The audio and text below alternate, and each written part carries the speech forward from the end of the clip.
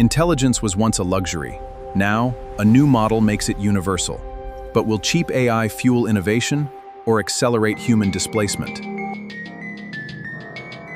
Okay, so Google didn't just casually shuffle a few executives around. No, they literally rewired the entire organizational brain behind Gemini, and they did it right in the middle of a critical development cycle.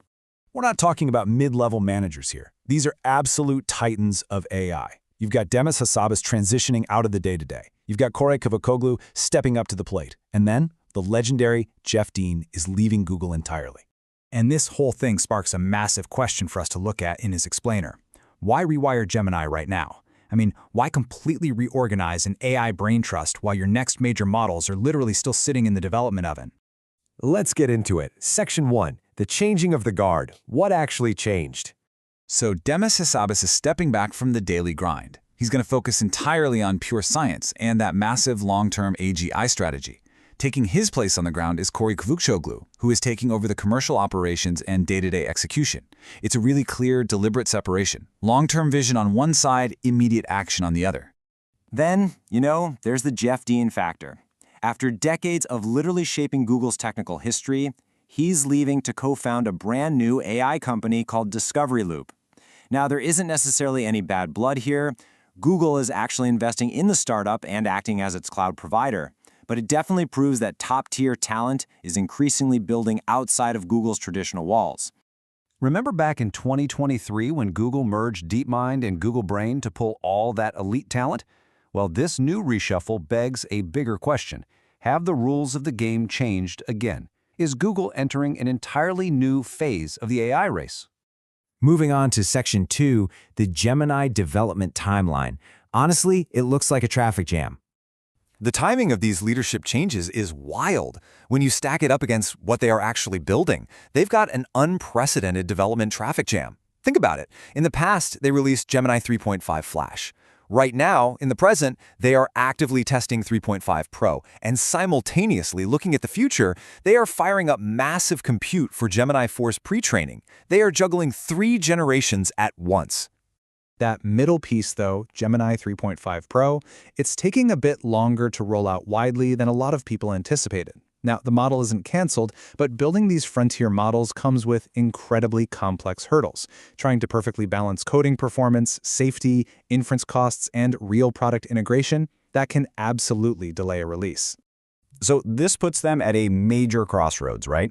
With limited time and resources, what does this newly restructured leadership absolutely have to prioritize? Is it pure frontier research to build the smartest model possible? Or is it commercial execution to build the most usable product? Which leads perfectly into Section 3, the commercialization question and ecosystem integration. Think about Google's massive consumer advantage for a second.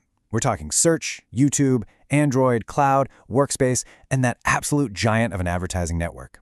Google doesn't exist in a vacuum. They have billions of active users interacting with these platforms every single day. So they can't just win a benchmark in an isolated laboratory. They have to turn complex research into reliable products that scale seamlessly across this massive interconnected ecosystem. It's like the whole AI race has totally shifted gears. Phase 1, that was the lab era, purely scientific. It was all about who can build the absolute best model and top the research benchmarks. But now we're in phases 2 and 3, the commercial era. It's no longer just about having the smartest model. It's about who can deploy it the fastest, who can integrate it into our phones and our laptops, who can operate AI agents and actually monetize the whole shebang.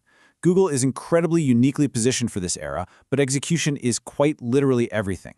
When you realize the immense pressure to commercialize and deploy at that kind of scale, you've got to ask, did Google proactively reorganize to dominate this next generation?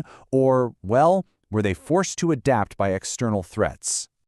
Let's dive into that in Section 4, pressure in the AI race, looking at the competition. Because obviously Google is not playing this game alone. OpenAI is aggressively pushing out frontier models and agentic systems. Anthropic is rapidly advancing cloud's capabilities. The cycle of competition has accelerated so much that a deployment delay that once seemed minor, that's now strategically dangerous. All right, Section 5. What is Google actually optimizing for here? Let's look at the strategic interpretations. We can break this down into 4 distinct interpretations. First up, speed. Basically creating a centralized operational control so they can ship products faster. Second, commercial impact, tying Gemini directly to consumer products. Third, protecting AGI, meaning they want to free Hassabis up to go chase those massive scientific breakthroughs. Or fourth, responding to pressure, simply reacting to the breakneck pace of OpenAI and Anthropic. Honestly, the truth is likely a combination of all four of these things. Now, Google has something its rivals, frankly, just don't have at this scale. Complete, absolute distribution across search, Android, and YouTube. But the million-dollar question is, can they turn that distribution advantage into a definitive AI advantage?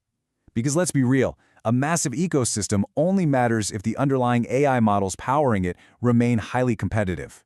So how do we know if this new structure is actually working? Here's exactly what we need to watch for. First, the wide release of Gemini 3.5 Pro and the arrival of Gemini 4. We also need to watch for specific leaps in coding and agentic capabilities and just how deeply Gemini integrates into search. But the absolute truest test, watch to see if Kavukcuoglu's operational leadership simply makes Google noticeably faster. The AI landscape is shifting under our feet almost daily. Is this latest restructuring a calculated, natural evolution of a tech giant entering a new commercial phase? Or does the timing of this executive reshuffle, right in the middle of a model traffic jam, suggest Google's feeling the heat of competitive pressure a lot more than they let on? We genuinely love to hear your interpretation of what this means for the future of Gemini and the wider AI race.